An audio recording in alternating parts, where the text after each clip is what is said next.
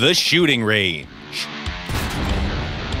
In this episode, Pages of History, Liberator v. Condors. Special, a tour around the new map. And Metal Beasts, perfect simplicity.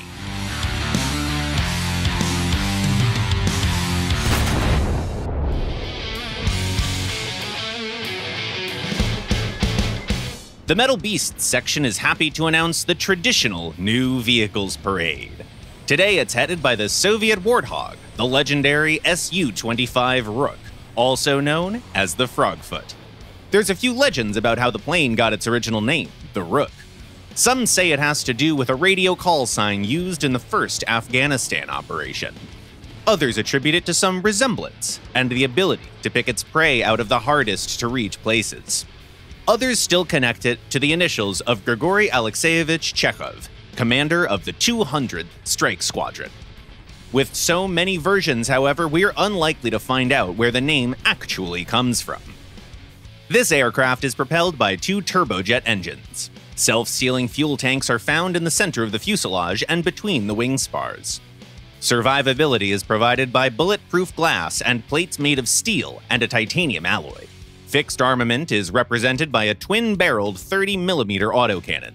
The aircraft can also carry conventional bombs and rockets of various calibers, gun pods, air-to-air, and air-to-surface missiles. Let's discuss air combat first.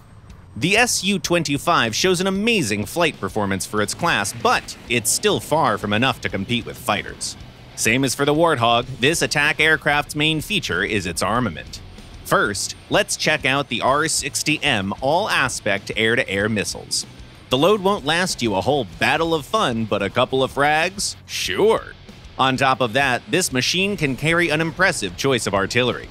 The fixed 30mm cannon plus 4 gun pods will teach everyone to never attack this poor little bird from the front.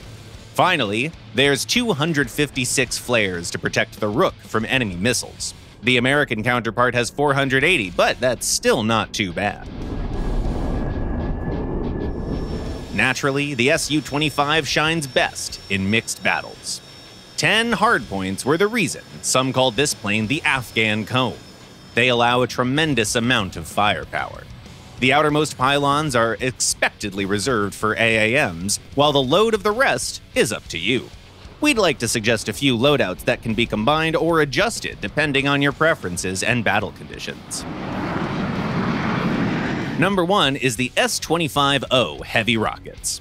Their 58 kilograms of explosives guarantee enemy demise even with indirect hits in most cases, and your ballistic computer will help you calculate the lead.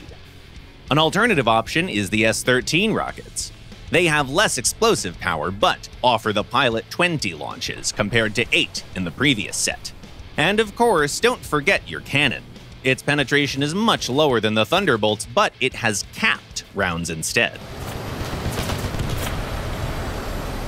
Rockets and guns are great at fighting enemy tanks at shorter distances, allowing you to feel like a true strike fighter, a descendant of the legendary Il-2.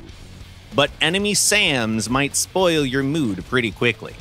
To fight enemy air defenses, you can use the laser-guided Ha-25 and Ha-29 missiles. They're harder to use than the Mavericks, since the aircraft has neither a laser designator nor optical zoom, but they'll do. So, climb a bit higher, dive, and send the missiles on. Don't forget to employ your air brake. The Rook is eager to pick up speed.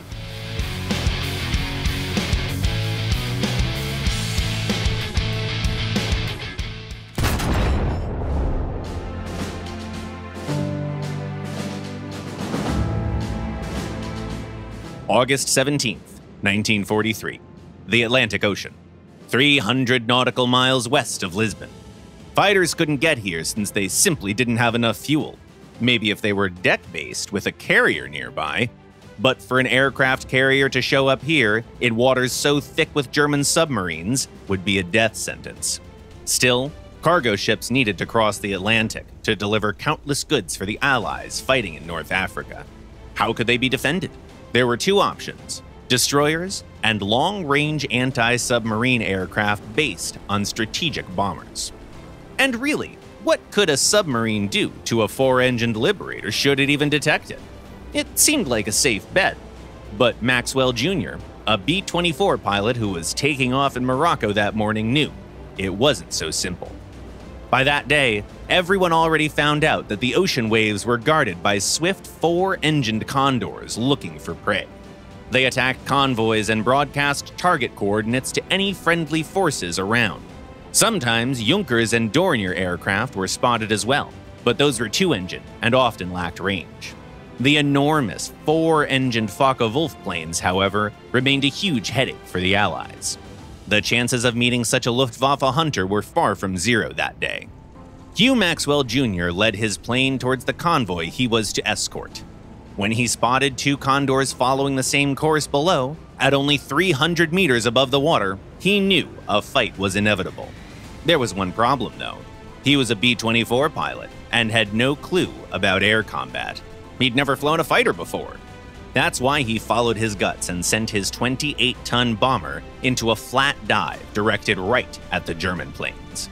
Lower, lower, hold your fire before you can be sure you'll score a hit. But then the Condors opened fire. They spotted the Liberator. Those German tracing bullets sure didn't look like machine gun fire. Those were cannons. The Germans must have enhanced the Condor's firepower, surely expecting some air combat. It was too late to turn anyway, so the pilot went full in, attacking the leading Focke-Wulf. It tried to swerve, but multiple Brownings spraying it with bullets sawed through the German machine in seconds and set it on fire. The Condor never finished its turn, and the fires were only extinguished by the ocean. The B-24, however, received some damage too. The second Condor hit both engines on the right and penetrated the fuel tanks, setting them ablaze. The Liberator's tail and ball turrets were sending volley after volley at the second German plane, and finally did it. Full of holes, the Condor turned away and scuttled off. Hugh Maxwell Jr. knew perfectly well that his plane wasn't going far with that kind of damage. All he could attempt was to make an emergency water landing and wait for rescuers from the very convoy he had to escort. Only 7 crew members survived, but the British Highlander destroyer was already visible on the horizon. The sailors were shocked with the fight and rushed to the rescue. The damaged Condor was barely visible now. It would reach its base in the occupied French Bordeaux, but crash while landing and burn down on the airstrip. As for Hugh Maxwell, he would return to combat and fly Liberators till the end of the war, retire in the late 1960s, and live all the way to be 101 years old, only passing in 2017.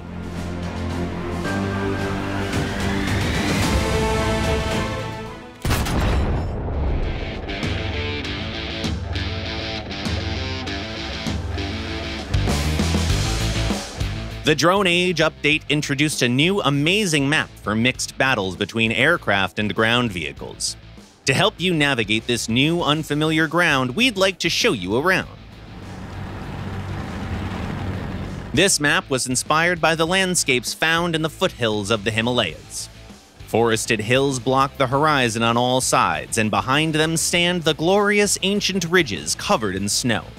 Here you can expect to see some northwest India and northeast Pakistan motifs, grassy hills and floodplains, steep drops and long tunnels, stony gorges and a flooded cave, white houses with red balconies, and a mountain river with turquoise water, numerous bridges, and even a waterfall. Let's start our tour. We'd like to begin with the western part of the map. A bypass route and a railroad will provide a quick path from here, going along viaducts and through the mountains via multiple tunnels. This more or less flat area under the stone bridge is where Point A is found. It's pretty easy to reach from both sides, but good cover comes in short supply. That's why you need to take a good look around while moving here. Let's move further east. A mountain river with crystal clear water welcomes us here. No need to be wary of it. Thanks to the dam, it's pretty shallow, enough for any vehicle to be able to safely cross it. Moreover, there are 2 bridges in the center of the map. We don't recommend using them for no good reason because the terrain is too open here, but it's a decent option for a quick advance to the central point. Speaking of the central point, Capture Point B is found under the bridge, right between the two settlements on the rocks. To get here, you'll have to follow the riverbed between the stone walls and try to avoid enemy encounters. Let's cross this river again and move east. Everything we've seen on our way before looked like cross-country, right? Well, welcome to a tanker's nightmare.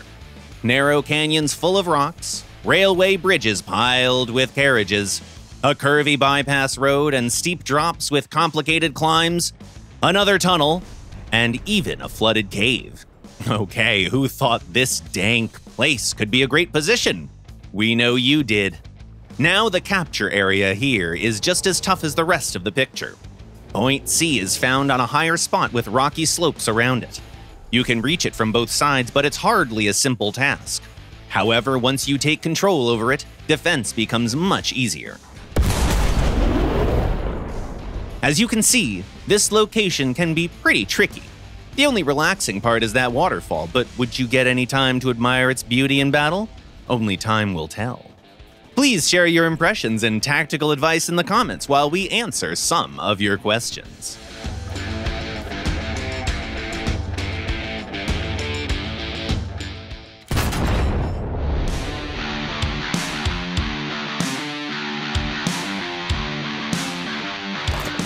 The first question was sent by a player called Mr. Shoddy Face Man.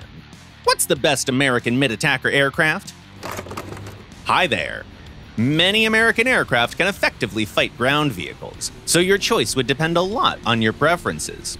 Check out our video called Climbing the Ranks with U.S. Aircraft, where we share some details about the most interesting American planes.